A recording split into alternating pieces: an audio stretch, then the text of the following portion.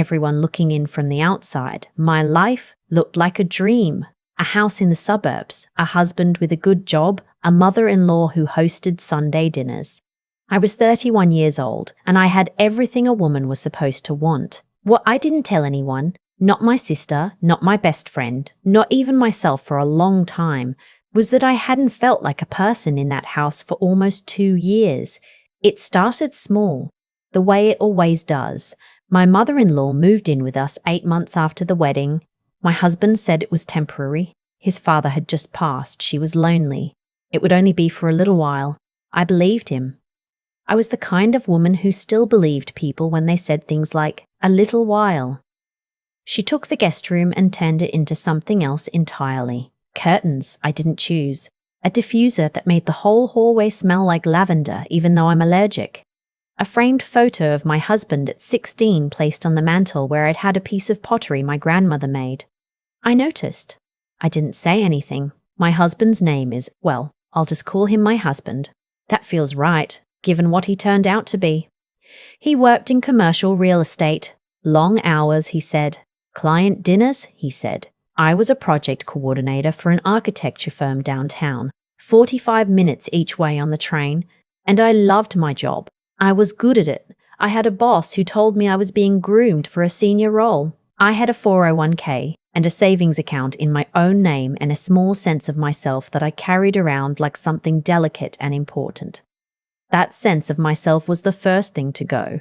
It didn't happen in one day. It happened in the way erosion happens, slowly, quietly, until one morning you look and the cliff edge is gone. My mother-in-law started asking about my schedule. Not with warmth, with inventory. What time did I leave? What time did I get back? Had I remembered to take something out of the freezer? Why was I always so tired when I came home? Didn't I think it was a lot for a household to manage without help? My husband nodded along to everything she said. I watched him do it and told myself he was just keeping the peace. Then came the comments about money.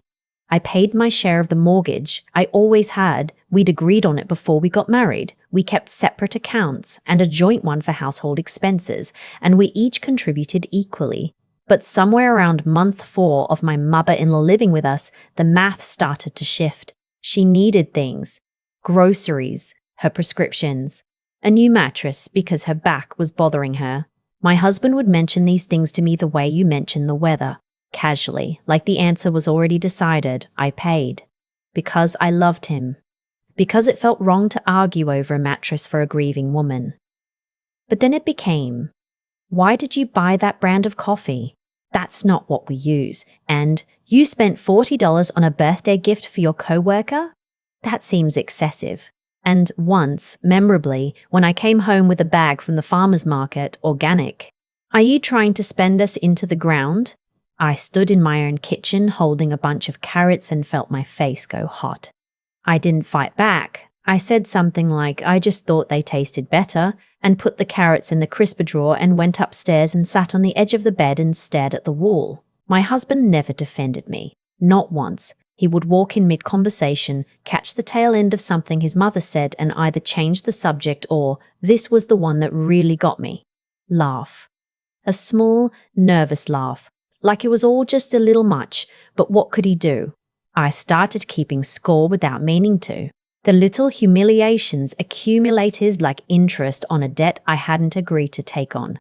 By the time my husband brought her home, I had been tracking that debt for almost a year. I found out about her the way people find out about things now, through a phone I wasn't supposed to see. He'd left it on the kitchen counter, face up, and a message came through. It was a Tuesday in October. I remember because the leaves outside had just started to turn and I'd been feeling something close to hopeful that morning, which makes it worse somehow. The message was not ambiguous. I stood very still for a moment.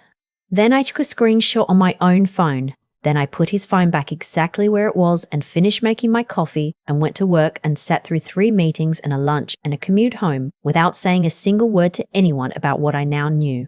I am a project coordinator. I manage timelines and deliverables and people who don't always do what they say they're going to do. I know how to hold information until the right moment. That weekend, my husband announced we were having a dinner guest the following Friday. He said it casually over breakfast, the way he said most things now. His mother looked up from her crossword and smiled. I noticed the smile. I filed it away. I said, "That sounds nice. Who's coming?" He said a name. A woman's name. He said she was a colleague. His mother nodded approvingly, which told me everything I needed to know about how long this had been happening while I wasn't paying attention. I said, "I'll make sure there's enough food." I smiled. I went upstairs. I called my best friend. Her name is Lydia. We've been friends since the 7th grade. She's a family law attorney in Chicago now, which is either a coincidence or fate, depending on how you feel about those things. She listened to everything I said without interrupting, which is one of the things I love most about her. When I finished, she said, "Okay, tell me what you want to do. Not, are you sure? Not, have you tried talking to him? Just tell me what you want to do." I told her. She was quiet for a second and then she laughed, not meanly, but the kind of laugh that means, of course, yes, obviously. She said she'd be there by 7 on Friday.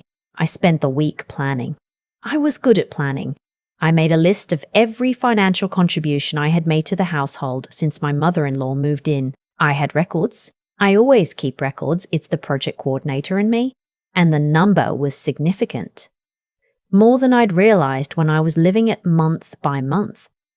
I also made an appointment with a divorce attorney on Thursday, just to understand my options, just to know what I was walking into. I want to be clear about something. I did not feel crazy. I know that women in situations like mine are often told by themselves, by the people around them, that they're overreacting, that they're too sensitive, that they're making things into something they're not. I had told myself that. For months, I had told myself that. But sitting across from that attorney on a Thursday afternoon, laying out the facts plainly, watching her take notes, I felt something clarify inside me. Not anger, exactly. Something colder and more useful than anger. I drove home and made a pot of pasta and set the table for 4. Friday came. She arrived at 7:15. I opened the door and she was exactly what I expected. Polished, younger than me by a few years, a little too dressed up for a casual dinner at someone's house. She had a bottle of wine. My mother-in-law came out of the kitchen and hugged her. A real hug, the kind you give someone you've met before. My husband introduced her to me with a kind of careful pleasantness that I recognized as the face a person makes when they're managing a situation they created. I shook her hand. I said, "So glad you could come." I meant it, actually. I really was glad. We sat down. I had made my husband's favorite meal, roasted chicken, roasted vegetables, good bread. I had set out the nice dishes. My mother-in-law made a comment about how the chicken was a little dry, which I expected. I said, "I think it's fine," which was new. She looked at me for a moment and then looked away. We made small talk. My husband steered the conversation carefully, away from anything that might lead somewhere inconvenient. His colleague, I'll call her what she was, his mistress, talked about a project they'd been working on together. My mother-in-law listened with an expression of warm approval that made me want to flip the table. I did not flip the table. At 8 o'clock, there was a knock at the door. I said, "Oh, I almost forgot. I invited someone too. I hope that's all right." My husband's face went through several things very quickly. I got up and opened the door and there was Lydia. She was wearing her good blazer and she had her work bag over one shoulder. And she smiled at me the way she has smiled at me since we were 12 years old. Steady, warm, and with a specific quality of, "I've got you." I said, "Everyone, this is my closest friend. She's a family law attorney. I asked her to join us tonight because I have some things I'd like to discuss." My mother-in-law set down her fork. My husband's mistress looked at Lydia, and then something happened that I genuinely did not plan for, which is the only part of that evening that surprised me. His mistress went pale, not just uncomfortable pale. Pale like the colour left her face all at once. She stood up from the table so fast her chair scraped back across the hardwood, and she said, and I will hear this for the rest of my life. She said, "Lydia?" And Lydia stopped and looked at her and said quietly, "Bridget." I looked at Lydia. Lydia looked at me. She said, and this came out slowly, like she was trying to find the edges of the information herself, That's my husband's ex-girlfriend, the one he dated before we got married, the one who showed up at our rehearsal dinner and caused a scene. Bridget, the mistress, my husband's mistress, had apparently been circling Lydia's life for years the way certain people circle lives they feel they were owed. She had moved to our city 8 months ago. She had met my husband at a work event and apparently, based on the timeline I pieced together afterward, had recognized something useful in him. She had not known, because there was no reason she would have known, that the woman whose husband she'd been sleeping with had a best friend who happened to be the woman she'd always considered a rival. She sat back down slowly. She looked at the table. My mother-in-law said, in a voice I'd never heard from her. A thin, uncertain voice. "What is going on?" I said, "I'm glad you asked. I had a folder." Of course I had a folder. I placed it on the table between the roasted chicken and the bread, and I opened it and I talked for about 15 minutes. I talked about the money, the receipts, the transfers I had made to the joint account, the additional amounts that had been pulled from that account for expenses that benefited only 2 of the 3 people living in my house. I talked about what the attorney had told me on Thursday about equitable distribution in our state, about the documentation requirements, about the timeline. I was very calm. I had rehearsed this part. My husband said my name twice. I kept talking. At one point, my mother-in-law tried to say something about how this was a family matter, and perhaps this wasn't the place, and Lydia, bless her, said very pleasantly, "She invited me here specifically because it is the place. Please let her finish." When I finished, I closed the folder. The table was quiet. The candles I'd lit were still going. The chicken was getting cold. My husband looked like a man who had made a long series of small decisions without ever once asking himself where they were going to end up. I recognized that look. I'd been married to it for 4 years. His mistress was looking at Lydia with an expression I couldn't fully read, something between humiliation and a kind of dawning understanding of exactly how cornered she was. Because Lydia knew things too. Lydia had history with her. And Lydia had a very good memory. I pushed back from the table and stood up. I said, "I've already spoken to a lawyer. I have copies of everything in that folder. I've moved my direct deposit to my personal account. And I've looked at 2 apartments this week, both of which I can afford comfortably on my own salary, which is something I should have been thinking about a long time ago." My mother-in-law said my name. I looked at her for a moment. She looked smaller than she usually did. I thought about all the times I had walked into my own kitchen and felt like a guest. I thought about the carrots. I said, "I hope you find a comfortable living situation. I'm sure your son will help with that." I picked up my bag from the hook by the door. I had packed it that morning, 1 bag.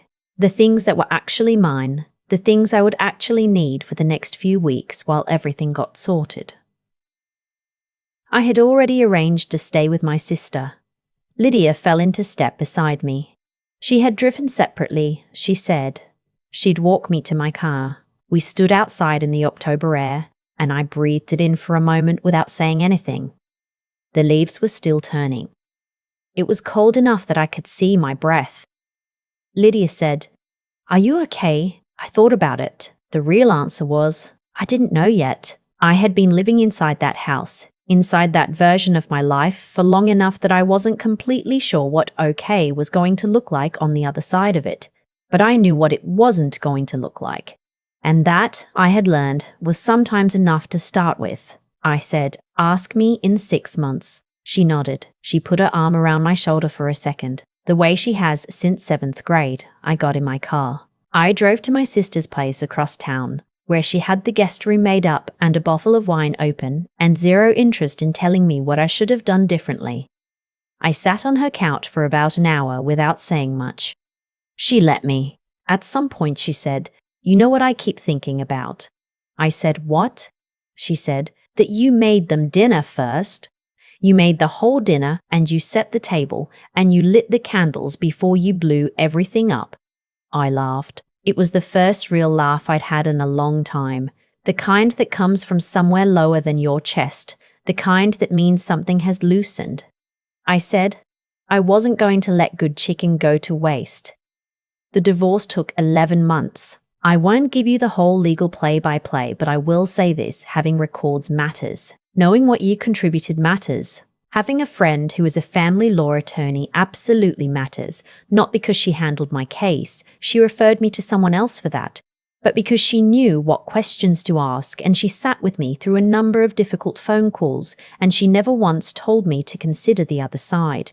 My mother-in-law moved back to her hometown in Ohio. My husband sold the house. The equity was divided. My half was enough for a down payment on a one-bedroom condo 3 miles from my office with a small balcony where I've put a lemon tree in a pot. I got the senior role at work. My boss said she'd been waiting for me to stop being so distracted. I started sleeping well again, which sounds small but isn't. Bridget, as far as I know, moved away. Lydia told me she'd seen something on social media suggesting as much. Neither of us has given it much further thought. The thing I want to say, if there's one thing, is this. I almost quit my job the year my mother-in-law moved in. There was a whole conversation about it. My husband said it would simplify things. His mother mentioned that she'd love the company during the day. I was tired enough and ground down enough that I actually looked at our finances and tried to figure out if it was possible. It was not possible as it turned out, which means some version of my exhaustion saved me. But I think about the women who do quit, who hand over that piece of themselves, the earning and the going somewhere every day, and the being someone independent of the household. I think about what it costs them later. Not in money, although it costs them in money too, in the kind of self that you need to have in order to walk out of a bad situation with both hands free.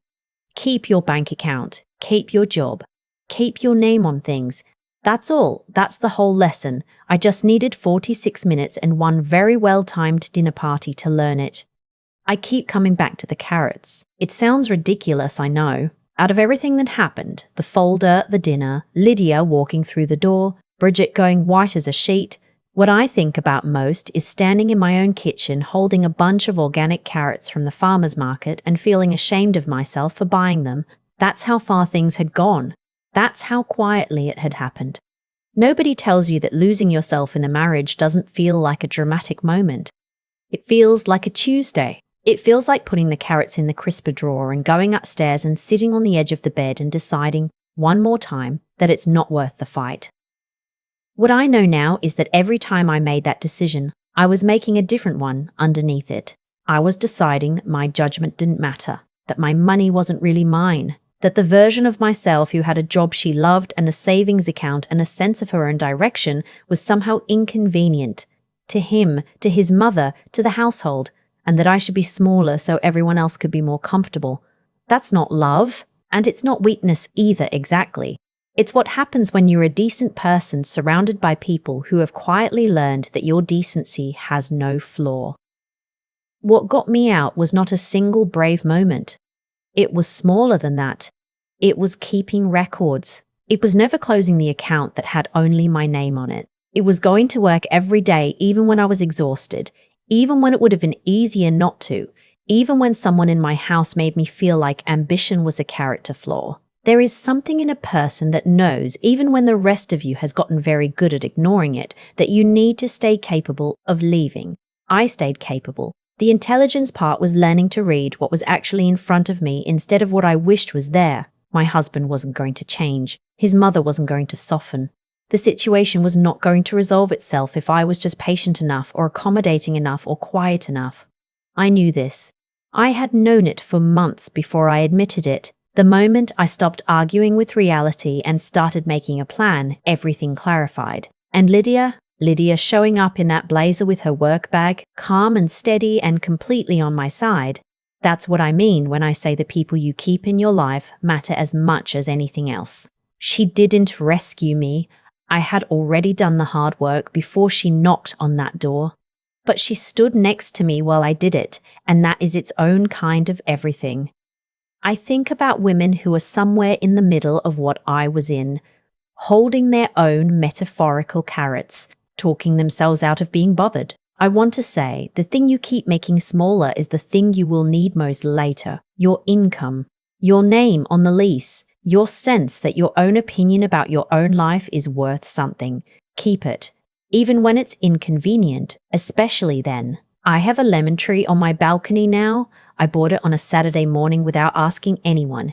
It cost $32 and I didn't think about it once after I got home. That's what free feels like. It's quieter than I expected. And it's mine.